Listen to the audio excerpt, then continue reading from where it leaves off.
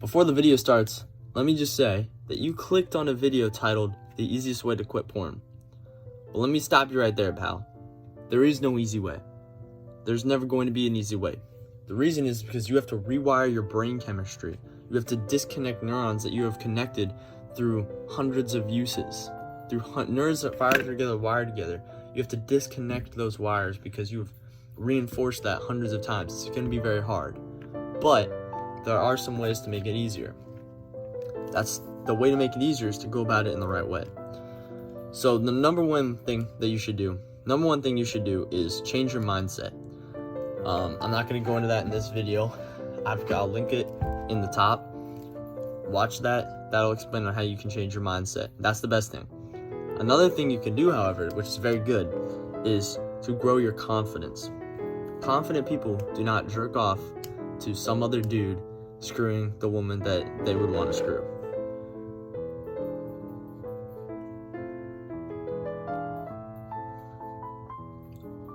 So, when you're a confident person, you will not want to watch porn. You will not have as much of a desire because your brain views that as something that unconfident people do, and it now views you as a confident person, and so those two identities wouldn't line up. Your actions will not line up with your identity, and so it won't want to do that action. And because your brain views this action as an unconfident action, and it views you as a confident person, whenever you do this action, you're going to get a little negative hit of disgust because you're like, why the heck am I doing this?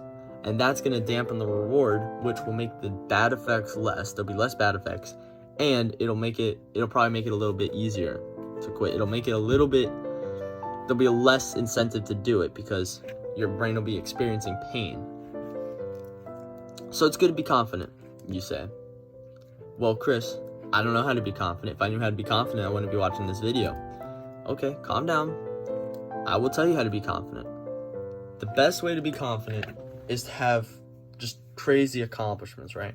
If you can do something that not a lot of other people can do, or that no one can do in your circle, you're going to be much more confident. Well, Chris, I haven't done anything. If I'd done something, I'd be more confident. Okay, calm down. Let's examine why having the accomplishment that someone else does makes you confident. Well, let's take a look at this. If you're to go into a room, like say some jerk in your class calls you like fat or something, right? If you've climbed Mount Everest, are you gonna give a solitary F about what that dude thinks of you? No, you're not, because you've climbed Mount Everest. So screw you, man. Like, you call me fat, I climbed the tallest mountain in the world. Why would I put any stock into what you're saying? Climbing Everest is a drastic example, but it applies in everything. If you have an accomplishment like that, it gives you a little bit of a armor against insults and feeling unconfident. Well, why does this happen? It's because, let's go back to the Everest example.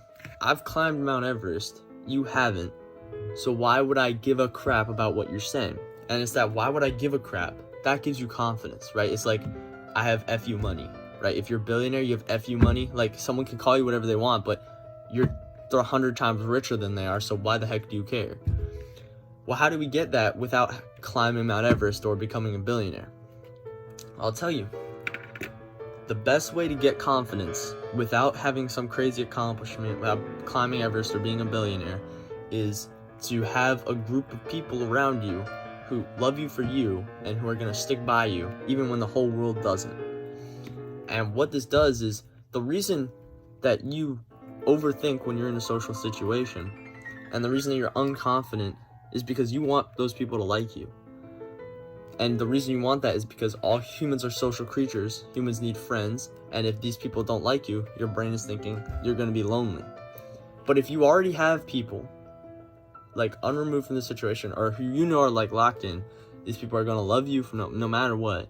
If you've already got those people, then when you go into a new situation, you don't care if these people like you or not. You would like them to, but it doesn't affect you that much because you've already got these other people back here. And probably the people that you've got back here are probably much better than the people you're meeting anyway. Okay, well, what if I don't have any people like that? A, You probably do. There's probably some relationship in your life, 90% of the time, there's some relationship in your life that you're not working on, that you have a chance to work on, who could develop into that person or into that group of people. If you don't have anyone like that, which again, you probably do, but let's say you don't, then what you can do is, what you need to do is work on yourself, because those people are usually much more high quality. They're higher quality people, and if you're not a high quality person, they're not going to want to hang out with you.